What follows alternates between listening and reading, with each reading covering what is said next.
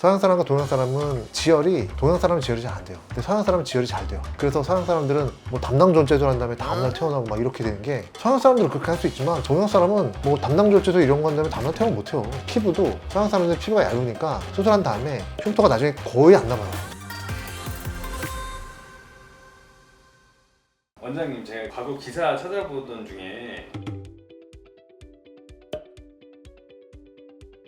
저희는 사실 미국에서 많이 교포들이 오세요. 근데 이런 분들이 첫 수술을 한국에서 하신 분들도 있지만 미국의 뭐 뉴욕 근처에서 했다, 또는 뭐 로스앤젤레스 근처에서 했다, 아니면 베버리힐스인가 뭐 거기서 수술하신 분들도 꽤 있어요. 꽤 있는데, 그러니까 다 한국에서 첫 수술을 받지는 않으신 거죠. 근데 결국은 재수술이나 삼수술을 이제 저한테 와서 하시는 건데, 정확하게 다 맞다고 말을 할 수는 없지만 해보니까 인종이 다르면 특히 더 그렇고, 사람 몸이 되게 다른 거예요. 교과서 같은 걸 보면 서양 사람들이 쓴 아시아인을 위한 코성형, 아시아인을 위한 눈성형, 그런 책들도 있거든요. 그러니까 그만큼 다르다는 얘기예요. 유방도 확실히 서양 사람들은 달라요. 굉장히 조직 자체가 부드럽고, 서양 사람과 동양 사람은 지혈이, 동양 사람은 지혈이 잘 안 돼요. 근데 서양 사람은 지혈이 잘 돼요. 그래서 서양 사람들은 뭐 담당 존재도 한 다음에 다음날 태어나고 막 이렇게 되는 게, 서양 사람들은 그렇게 할 수 있지만 체력이 좋아서 그렇다기보다 일단 지혈이 잘 되고 그러니까 그냥 태어날 수 있겠지만, 동양 사람은 뭐 담당 존재도 이런 거 한 다음에 다음날 태어나 못 해요. 움직이고 그러면 혈압 올라가서 피가 날 텐데 지혈이 안 되잖아요. 그런 것도 그렇고, 피부도 서양 사람들 피부가 얇으니까 수술한 다음에 흉터가 나중에 거의 안 남아요. 그러니까 아무데나 막 째도 돼요.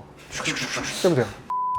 근데 동양 사람은 그랬다가는 다 흉터로 남아요. 히든 스카라고 부르는데, 스카를 어떻게든 감추는 거예요. 겨드랑이로 한다거나, 어떻게 뭐 잘 안 보이는 밑선으로 한다거나, 유륜으로 한다거나, 뭐 이렇게 애매모호하게 잘 눈치가 잘 안 채게 되는 그런 쪽을 자꾸 찾아가게 되는 거죠. 아니면 그 전에 수술한 쪽이 있으면 그쪽을 찾아간다거나.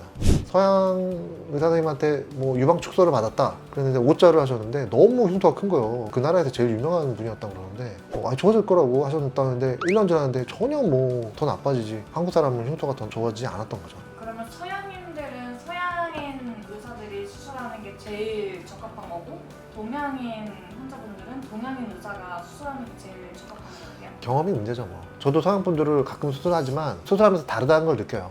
저도 그냥 잘 넘어가고는 있지만, 만약에 서양 환자들 더 많이 봤었으면 더 좋은 결과가 나올 수도 있었을까 하는 생각도 들어요. 그게 뭐 인종에 따른 건 아니고 의사의 경험에. 그쵸. 그 미세한 차이를 느껴야 되는데 그거는 많이 해봐야 되는 거예요. 그러니까 사실은 의사도 경험이 중요하기 때문에 사실 의사의 나이도 중요해요. 그렇다고 뭐 너무 연세가 드신 것도 좀 이상하겠지만, 근데 의사들 사이에서는 사실은 연세가 드실수록 그 의사 선생님을 조금 더 신뢰해요. 아무래도 나보다 경험이 많으시겠지. 그러니까 저런 말씀 하시는 거겠지. 이런 생각을 해요. 존중을 하는 거죠. 그 이유가 있다고 보는 거예요. 근데 나중에 보면 어른들 말씀이 다 맞다고 그런 생각이 들잖아요. 벌써 10년, 20년 전에 말씀하셨던 것들이 그 말씀이 맞구나, 이런 생각도 들어요, 진짜. 그러니까 교포분들이 오시는 이유는 인종적인 차이도 있고 국가적인 차이에 따라서 조금 다르거든요. 그러니까 자기 몸을 조금 더 이해할 수 있고, 피부나 살 조직이 당겨지는 게 달라요. 그런 차이점들이 다 있기 때문에 결국은 자기랑 비슷한 인종을 가지고 자기랑 비슷한 나라에 있는 의사 선생님을 찾는 게 아닌가 싶어요.